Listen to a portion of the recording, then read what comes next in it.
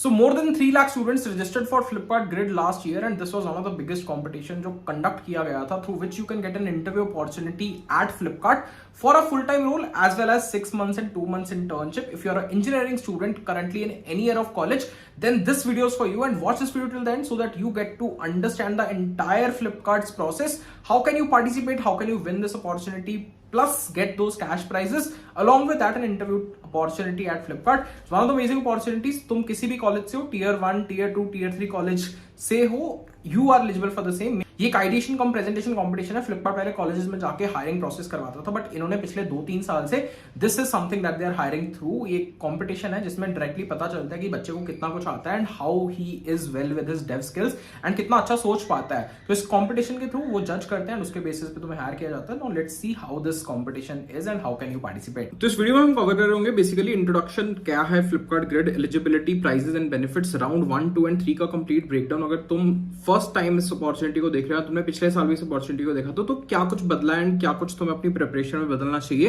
Then will talk about the hiring and interview opportunity, कैसे वो process होता है हायरिंग एंड इंटरव्यू अपॉर्चुनिटी का. इंटर्नशिप मिल रही होगी, फुल टाइम ऑफर मिल रहा होगा, कैसे मिल रहा होगा.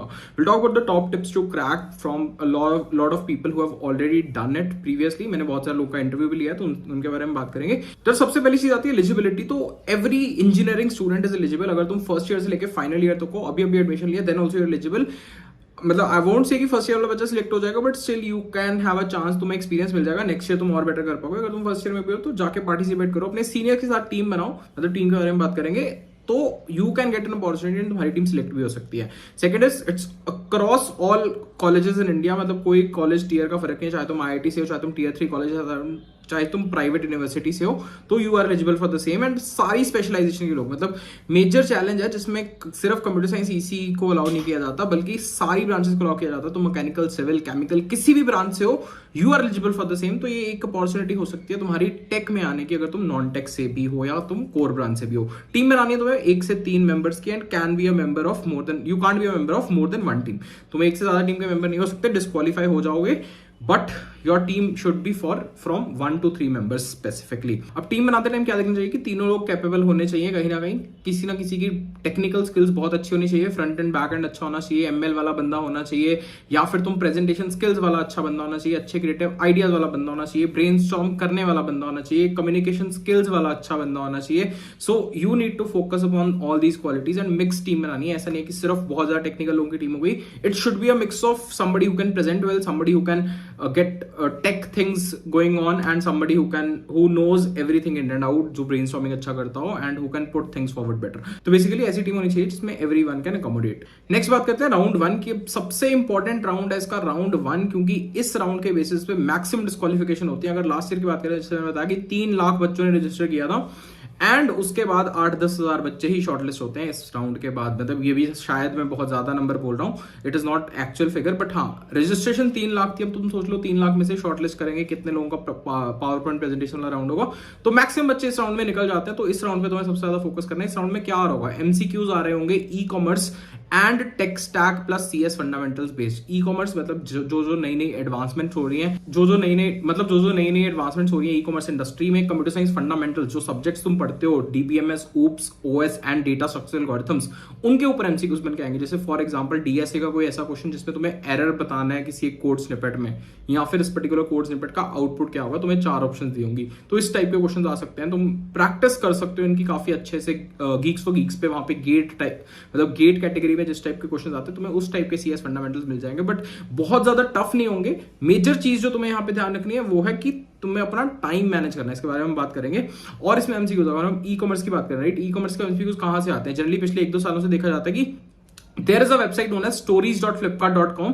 इस पर्टिकुलर वेबसाइट से क्वेश्चंस आते हैं फ्रॉम ई-कॉमर्स. तो इनकी खुद का ब्लॉग है, इनके खुद के लीडर्स लिखते हैं, इनकी खुद की टीम लिखती है. उसमें नई नई एडवांसमेंट बताते हैं कि फ्लिपकार्ट क्या कर रही है, किस डोमेन में आ रही है, कैसे कर रही है. तो you should read that at least.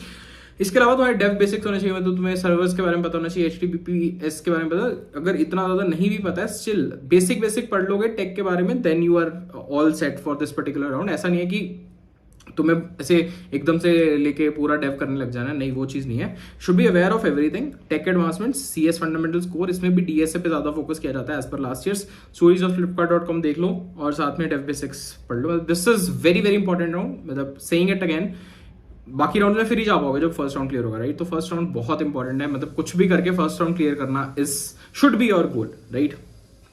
Next round में थोड़ा सा टिप्स की कैसे, सबसे पहले तुम्हें सारे रिसोर्सेज जितने मेंशन किए सारे टॉपिक्स करने हैं, ऐसा नहीं कि कोई टॉपिक छोड़ना है। टाइम मैनेजमेंट में यहाँ पे की होता है कि तुम टाइम पे कितने मैक्सिमम क्वेश्चन कर पाते हो। मेजरली बच्चे क्वेश्चन ही नहीं कर पाते टाइम पे, तो इसलिए दिक्कत आती है। एम शुड बी 100%, तुम्हें अब ये लेके चलना है कि मेरा सारा टेस्ट सही होना चाहिए, फ्री में सिलेक्ट होऊंगा। It should not be 90, it should not be 80, 100%। अगर तुम 100% सोचोगे तो ही तुम्हारा 90-95% पेपर सही होगा। It is not tough. बाकी इसमें अगर तुम 3 मेंबर्स की टीम बना रहे हो तो जो स्कोर कंसिडर किया जाएगा, तीनों का एवरेज स्कोर किया जाएगा। हर बच्चे को टेस्ट देना जरूरी है। एंड मतलब ऐसे होता है कि लास्ट ईयर में भी 3 बच्चे एक साथ बैठ के एक बच्चे का टेस्ट दे रहे हैं, फिर दूसरे बच्चे का टेस्ट दे रहे हैं, फिर तीसरे का टेस्ट दे रहे हैं। ऐसे भी करते हैं लोग, बट पता नहीं कितना ज्यादा सक्सेसफुल मेथड है। But still you should know कि यार अगर 3 लोगों की टीम है तो 3 लोगों की टीम में your average of 3 would be considered for round 1 का स्कोर। Next is round 2। अब राउंड 1 सिलेक्ट हो गए हो, मतलब you are one of those lucky ones who is selected. अब उसके बाद क्या करना है, उसके बाद एक आइडिया पीपीटी प्रेजेंटेशन राउंड होगा। मतलब ई कॉमर्स की कोई प्रॉब्लम स्टेटमेंट होगी, काफी सारी प्रॉब्लम स्टेटमेंट्स देंगे, उनमें से तुम्हें चूज करना है एंड अपनी टीम के साथ एक प्रेजेंटेशन बनानी है उस पर्टिकुलर आइडिया पे। सबसे पहले प्रॉब्लम स्टेटमेंट को बहुत अच्छे से डिस्कस करना है, उसका बैकग्राउंड स्टडी करना है, क्या कुछ प्रोजेक्ट्स ऑलरेडी बन चुके हैं, हम क्या नया करके दे सकते हैं ताकि जजेस हमारे से इंप्रेस हो जाए। मेजर चीज होती है कि यार अगर तुम आइडिया से कन्विंस कर दो ना, टेक तो बन जाता है कहीं ना कहीं, बट तुम्हें आइडिया बहुत अच्छा होना चाहिए, वो सबसे बड़ा फैक्टर होता है। मैं सुनूं and I am very impressed, तो बाकी सारी चीजें मैं कहीं ना कहीं निगलेक्ट भी कर दूंगा। तो idea should be your main core. Idea पे काम करो, मतलब ऐसा नहीं है कि एकदम से ठीक है ओके बना दिया। 2-3 दिन लगाओ, अच्छे से आइडिया पे डिस्कस करो, टीम के साथ डिस्कस करो, प्रोफेसर्स के साथ डिस्कस करो, अगर कोई टेक में बंदा जानता है उसके साथ डिस्कस करो, अगर कोई ई कॉमर्स से रिलेटेड प्रॉब्लम है तो ई कॉमर्स वेबसाइट्स पे जाके चेक करो कि कैसा उनका करंटली चल रहा है and how can they improve. फिर उसके बाद अपनी प्रेजेंटेशन बनाओ and presentation should be very crisp. मतलब मुझे देखते ही ऐसे लगे कि हाँ यार समझ आ रहा है सब कुछ। ऐसा नहीं है कि पूरा टेक्स्ट भर दिया, टेक्स्ट वाली प्रेजेंटेशन नहीं चलती है। मेजरली तुम्हें फ्लो चार्ट्स वगैरह बनाने होते हैं, that is something that makes a difference. Presentation मतलब इसके बाद अगर तुम्हारी प्रेजेंटेशन शॉर्टलिस्ट हो जाती है तो तुम बहुत ज्यादा लकी हो। फिर तुम्हारा राउंड 3 आता है, मतलब दैट इज एक्चुअल राउंड, जहां पे तुम जजेस के सामने प्रेजेंट कर रहे होगे, लीडर्स फ्रॉम फ्लिपकार्ट के सामने प्रेजेंट कर रहे होगे। प्लस अगर तुम नहीं भी शॉर्टलिस्ट होते तो बहुत सारे लोगों को यहाँ पे पीपीओ एंड पीपीआई अपॉर्चुनिटी मिलती है अगर तुम फ्लिपकार्ट जैसी कंपनी में हायरिंग प्रोसेस के थ्रू जा सकते हो। मतलब तुम्हारा फर्स्ट राउंड ऑनलाइन टेस्ट नहीं होगा, डायरेक्टली तुम्हें इंटरव्यू का चांस मिल जाएगा फ्लिपकार्ट जैसी कंपनी में। एंड इसका सीटीसी स्टाइपेंड मैंने बता दिया था ऑलरेडी। 2025 में अगर तुम पास आउट होने वाले हो तो तुम्हें फुल टाइम रोल के लिए भी मिल सकता है एंड 6 मंथ्स इंटर्नशिप जो जनवरी से स्टार्ट होगी उसके लिए भी मिल सकता है। अगर तुम बाकी ईयर से हो, मतलब अगर 3rd ईयर 2nd ईयर से हो तो then you have an opportunity कि तुम्हें फ्लिपकार्ट में इंटर्नशिप मिल सकती है 2nd ईयर के बाद भी, 3rd ईयर के बाद भी। 2 मंथ्स इंटर्नशिप भी हो सकती है, 6 मंथ्स इंटर्नशिप भी हो सकती है, बेस्ड अपॉन कि तुम्हारा कॉलेज क्या अलाउ करता है। अब इंटरव्यू अपॉर्चुनिटी डायरेक्टली मिल जाती है, मतलब अगर तुम 3rd राउंड क्लियर करके जजेस के सामने प्रेजेंट करते हो तुम्हारा आइडिया बहुत अच्छा है तो without any interview process you get a chance to work at Flipkart और you get shortlisted for an interview और एन इंटर्नशिप डायरेक्टली। तो ये कुछ अपॉर्चुनिटीज हैं जो तुम्हें मिलती हैं अगर तुम फ्लिपकार्ट गेट के थ्रू चाहते हो।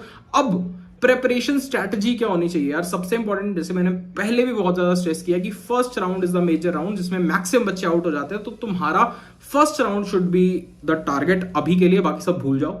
अगर तुम्हारा फर्स्ट राउंड क्लियर हो जाता है, सेकंड राउंड के लिए आई विल हेल्प यू कि कैसे तुम्हें प्रेजेंटेशन बनानी है। मतलब टेलीग्राम पे हम लाइव चैट वगैरह करते रहते हैं, बहुत सारे लोगों के साथ बात करते रहते हैं। लास्ट ईयर भी ऐसे बहुत सारे टेस्टिमोनियल्स पड़े हैं मेरे पास जो फ्लिपकार्ट ग्रेड में सिलेक्ट हुए थे, तो उसकी टेंशन नहीं है। तुम्हारा फोकस अभी सिर्फ फर्स्ट राउंड पे होना चाहिए। डीएसएलगो मतलब उसके बाद डीएसएलगो के राउंड्स भी होंगे, इंटरव्यूज में भी पूछा जाएगा। उसके लिए तुम अर्श का डीएसए शीट कर सकते हो, 280 क्वेश्चंस की शीट है, मोस्ट फ्रीक्वेंटली अपडेटेड शीट है। मतलब ऐसे नहीं कि आउटडेटेड क्वेश्चंस है, उसमें नए क्वेश्चंस है, कंपनीज किस टाइप के क्वेश्चंस पूछ रही है हर साल and how can you do those questions. तो